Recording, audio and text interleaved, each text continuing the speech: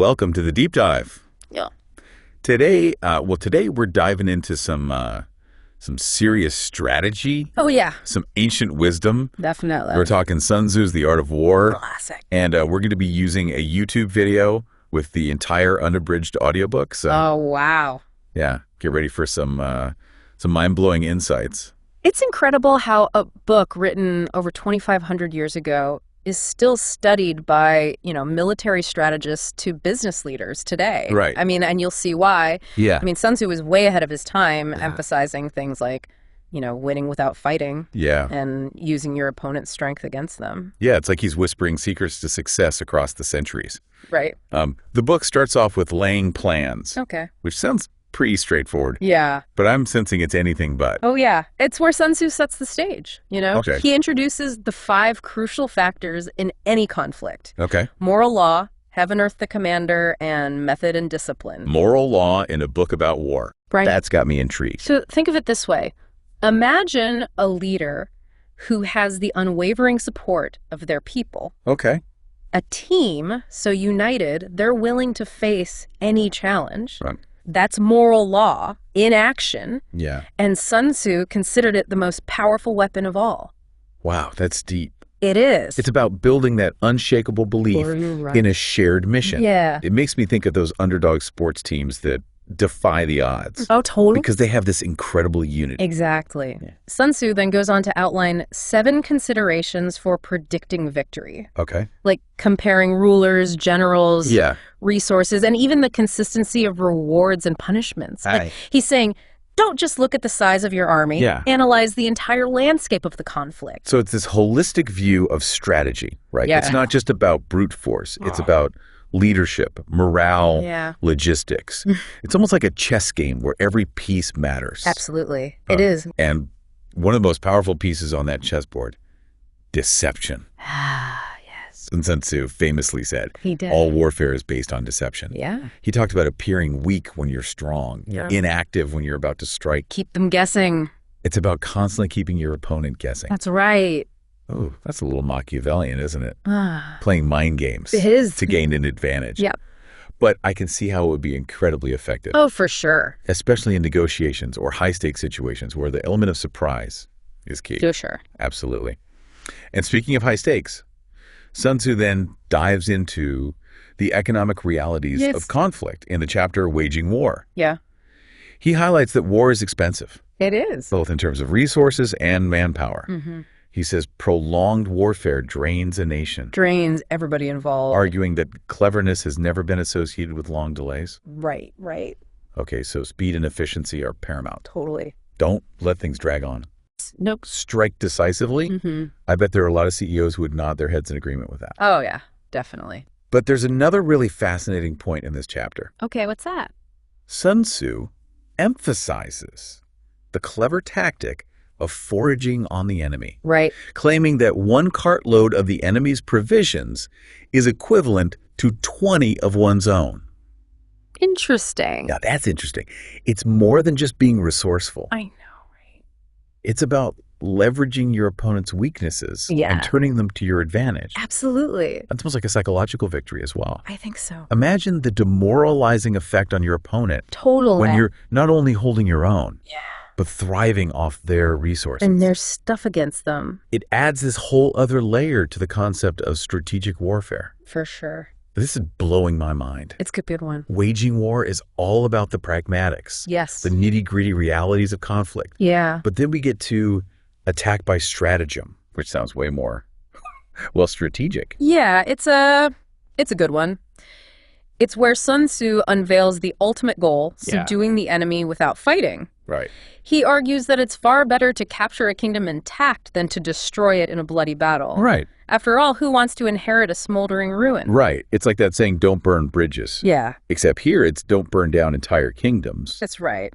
But how do you actually achieve this bloodless victory? Right. It sounds almost impossible. It requires a deep understanding of strategy and psychology. Okay. Sun Tzu cautions against besieging walled cities, Okay. comparing it to swarming ants. Right. A lot of frantic effort, with minimal gains and heavy losses. Okay, so avoid those long, drawn-out sieges. Yeah. It sounds like Sun Tzu is all about swift, decisive action. He is. But how do you choose the right moment to strike? Well, he lays out 5 essentials for victory. Okay. Knowing when to fight and when not to fight. Okay. Handling different types of forces effectively.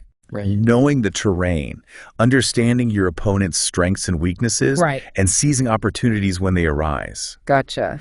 And of course, there's that iconic quote, "If you know the enemy and know yourself, you need not fear the result of 100 battles." That quote is everywhere. Yeah. It's like the ultimate self-help mantra for strategists. Totally. Know yourself, know your opponent, and victory will be yours. Right. But it's easier said than done, right? Absolutely. Gathering intelligence, understanding your own limitations, Yeah. and accurately assessing your opponent's capabilities, that's the real work. Right. And speaking of work, the book then shifts to a more tactical level with tactical dispositions. Okay. Sun Tzu emphasizes that securing yourself against defeat is just as important as seeking victory. Okay. It's about minimizing risk and creating a strong foundation. It reminds me of that saying, the best defense is a good offense. Right. But Sun Tzu seems to be saying that a good defense is, well, a good defense. Yeah. It's about protecting yourself before you even think about attacking. Exactly. And this defensive mindset requires adaptability. Right. Sun Tzu compares a skilled fighter to a falcon striking with precision at just the right moment. Right. He also uses the beautiful analogy of water, saying, just as water retains no constant shape, so in warfare, there are no constant conditions. That's such a powerful image. Yes. It's about being fluid, responsive, adapting to the ever-changing landscape of the battlefield. Yeah. I can see how this principle could apply to so many areas of life. Totally. Business, relationships, even personal growth. Absolutely. And then there's this intriguing idea of using the enemy's strength against them. I love that. Yeah. It's about finding those pressure points, those vulnerabilities, Right. and exploiting them to your advantage. Yes. But how do you actually do that in a practical sense? It's about being observant, recognizing patterns, and understanding your opponent's tendencies. Okay. But Sun Tzu doesn't give us a step-by-step guide. It's more about cultivating a strategic mindset, a way of thinking that allows you to see opportunities where others see only obstacles. Okay, so we've got this defensive foundation, this adaptable approach, Right. and this ability to turn weaknesses into strengths. Yeah. What's next on Sun Tzu's strategic roadmap? Well, he then takes us on a fascinating journey through different types of terrain with maneuvering. Okay.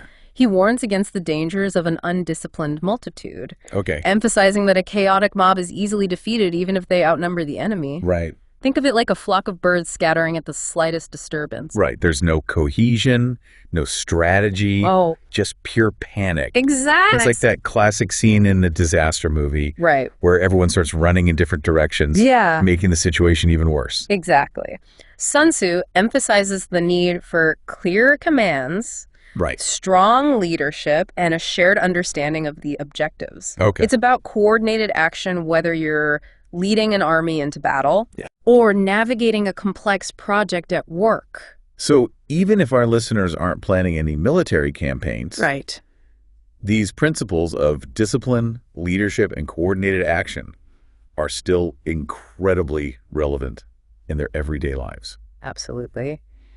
And then we come to one of the most intricate chapters, the 9 situations. This is where I usually get a little lost.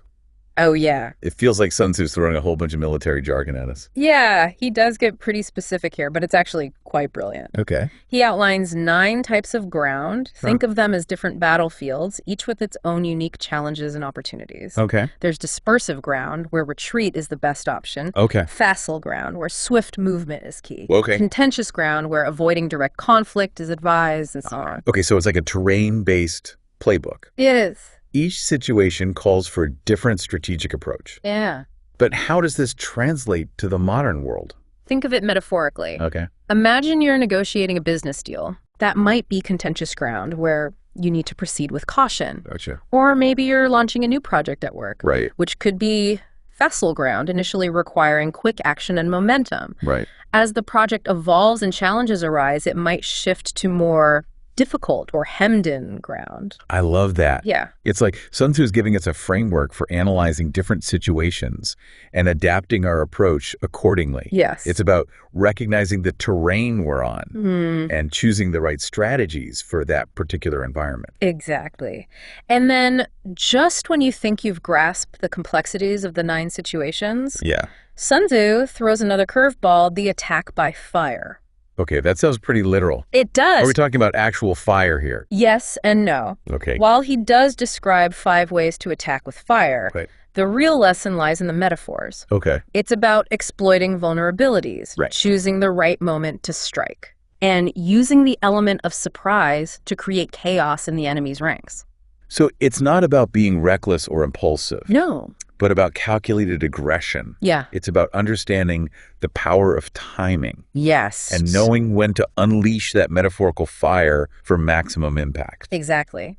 And that brings us to the final chapter of The Art of War, the use of spies. Okay. Yeah. Ooh, spies. Yeah, Sun Tzu emphasizes that intelligence gathering is absolutely vital for success in any conflict. Okay. He introduces 5 different types of spies, 5. each with a specific role to play in gathering information and disrupting the enemy. Okay, so it's not just about sneaking around in the shadows. Right. There's a whole system. Yeah. A hierarchy of spies. Yeah. Each with their own unique purpose. It is fascinating. That's fascinating. And some of these roles are pretty intense. Okay. For example, there's the doomed spy, who is intentionally fed false information and sent to the enemy, knowing they will likely be captured and interrogated. Wow, talk about a high-stakes job. Talk about it. Sacrificing yourself to spread disinformation. Yeah. That takes serious dedication to the cause. Yeah, they were committed. It really highlights how important information warfare was. It was. Even back then. Oh, yeah.